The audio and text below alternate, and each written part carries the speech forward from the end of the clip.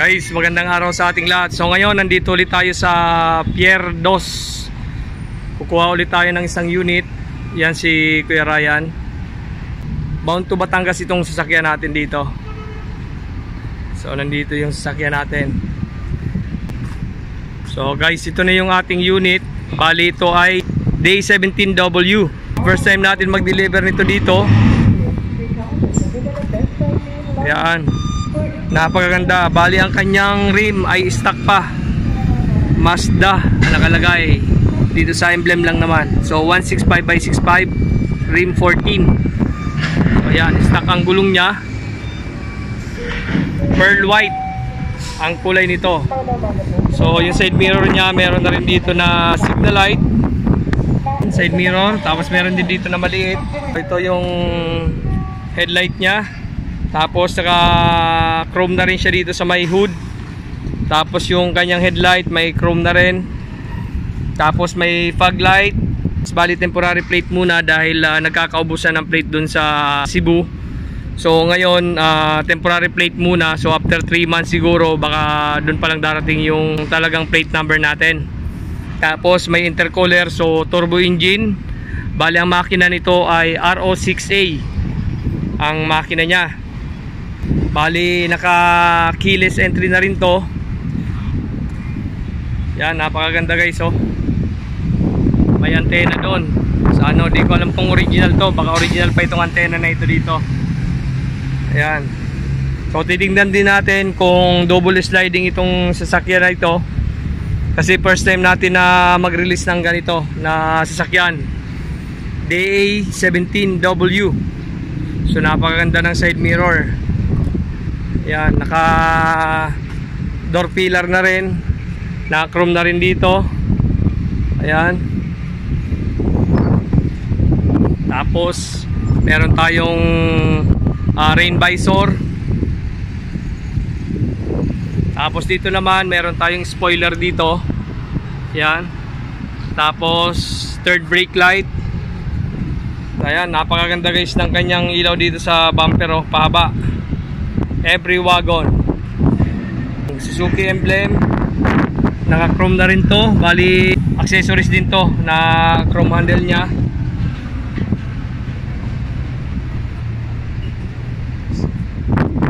So sa mga gustong umorder na ganitong unit, paki-contact lang po si Kuya Ryan. Ilalagay natin yung kanyang contact number dito sa ating screen at yung kanyang FB page. So meron na rin to guys na step board.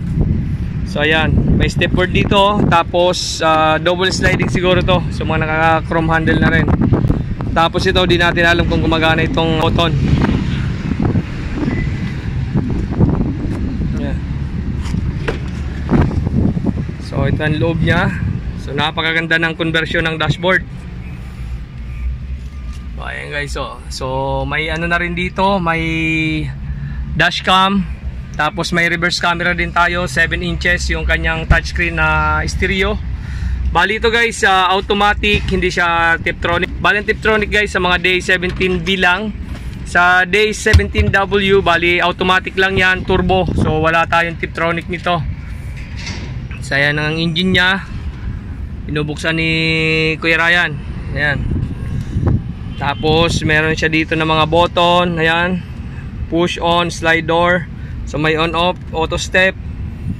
Yan, left and right na button, fog light. Tapos ito, di rin natin alam kung gumagana pa itong mga button dito sa kanyang manibela.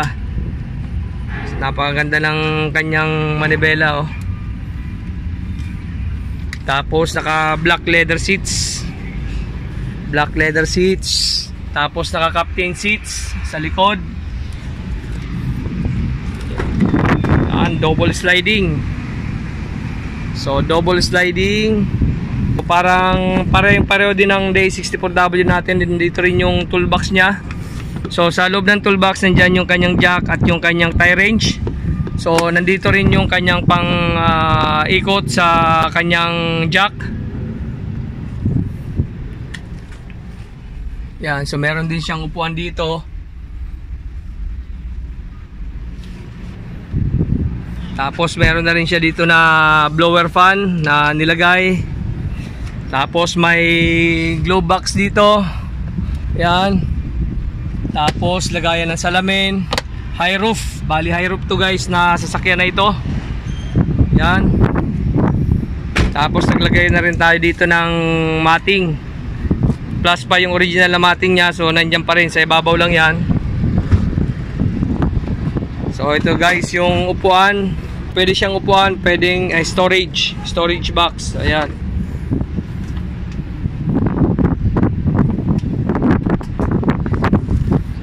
Sasarado natin. Ayan o. Welcome to Manila. Welcome back to Manila. Kay Ryan. Sa kabila naman tingnan natin yung sliding nya.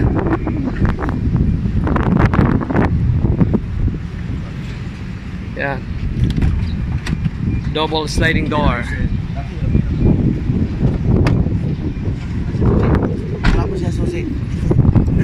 So ito, bali yung susi nya sa sliding.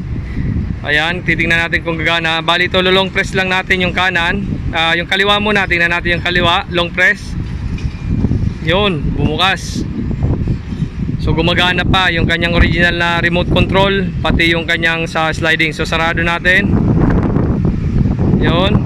Tapos dito naman sa kanan, sarado natin, long press. Yun. Gumagana lahat. Tapos lock, unlock.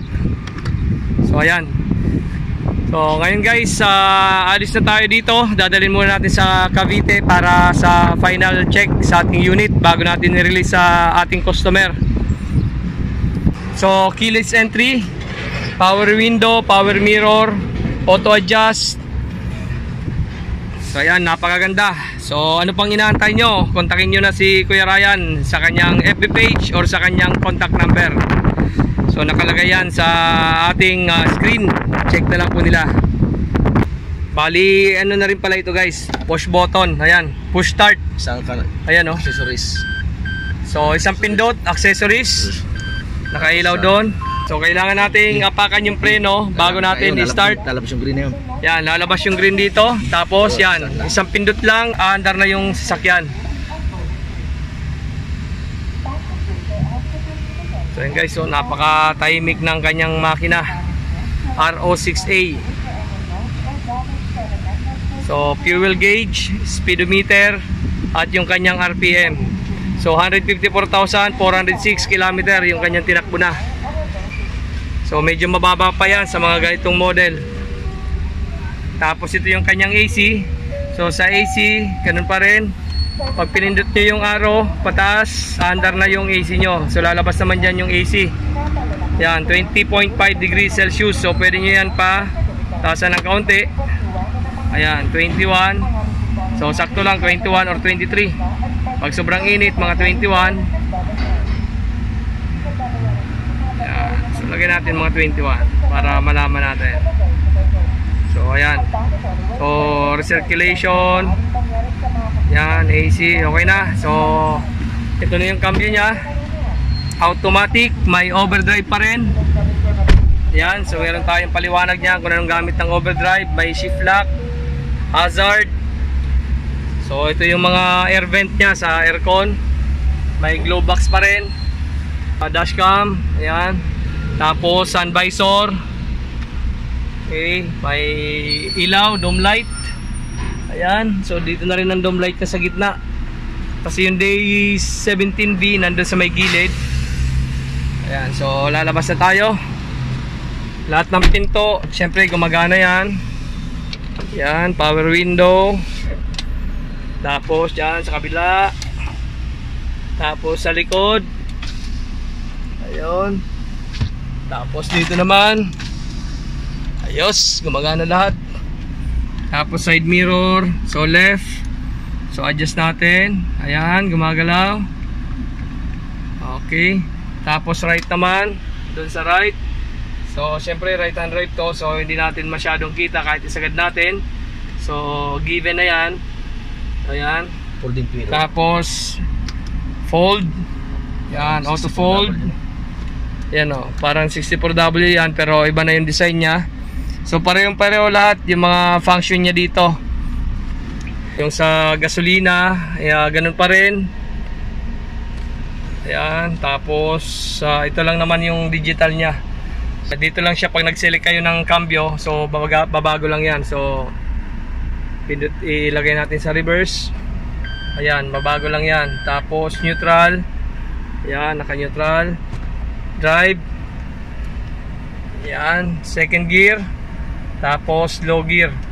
So ayan lang yung mga cambio niya, pareho lang sa DA64W. So ayan guys, so alis na tayo dito, lalabas na tayo.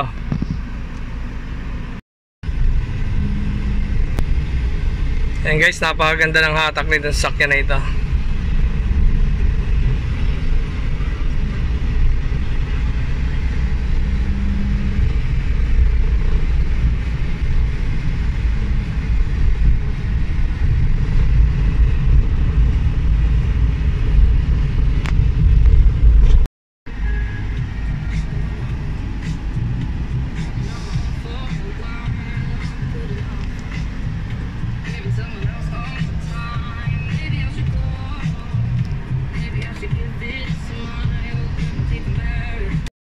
So ayan guys, meron din ditong fuel consumption. Pipindutin nyo lang to na button na ito. Yan, 53 kilometers yung tinakbo.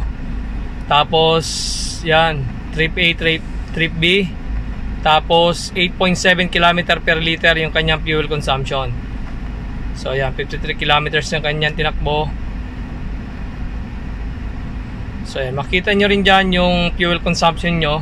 So hindi nyo na kailangan mag divide or mag-compute.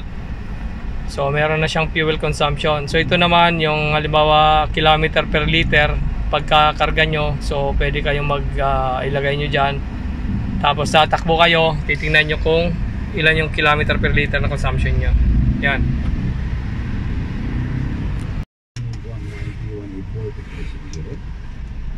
So guys, itong kagandahan dito sa kanyang dashboard, nag-iba-iba ang kulay.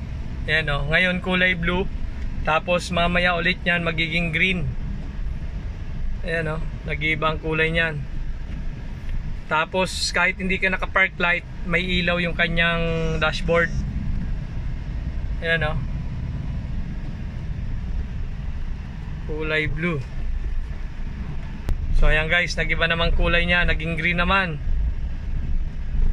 Green naman ang kulay nya, yung paligid yan o. Tapos ngayon nagiging blue naman. Hindi siya naka-park light.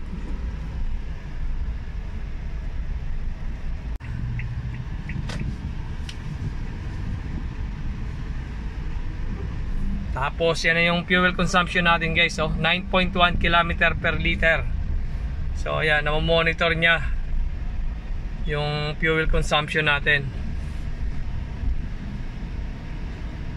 Maganda ito guys na sasakyan na ito dahil ang kanyang accelerator ay electronic na. So electronic accelerator, meron nabibili niyan sa Shopee kay Everyman. So itong kagandahan ngayon dahil marami nang nabibili mga pyesa ngayon sa mga pang DA17V, DA17W. So meron ng mga lumalabas na mga pyesa ngayon. So napaka legit na seller, Everyman sa Shopee lang po, search nyo lang. So nandito na nga tayo guys. Dinala natin yung sakyan dito sa Cavite kasi pa-final check natin, road test, bago natin deliver sa customer. Napakatipid din sa gasolina nito kahit pa-traffic. So yan pa rin ang fuel consumption nya, 9.1. So sa mga every wagon, mga 7 point something or 6 km per liter pag ganito na matraffic. So nandito na nga tayo guys. So update ulit tayo sa pagdi-deliver. Samahan nyo kami sa pagdi-deliver namin itong unit na ito sa Batangas. So napakalamig din ang aircon nito. Siyempre hindi mawawala yung cabin filter natin doon sa air conditioning assembly. So lahat ng dinideliver natin yan, no? May cabin filter yan. So ayun guys, yung ating cabin filter. Ito.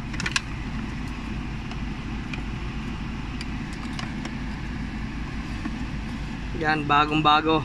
So hindi na to yung pinaka original nya, may tupi lang na kaunti, pero sakto naman yan, no? Sakto naman siya.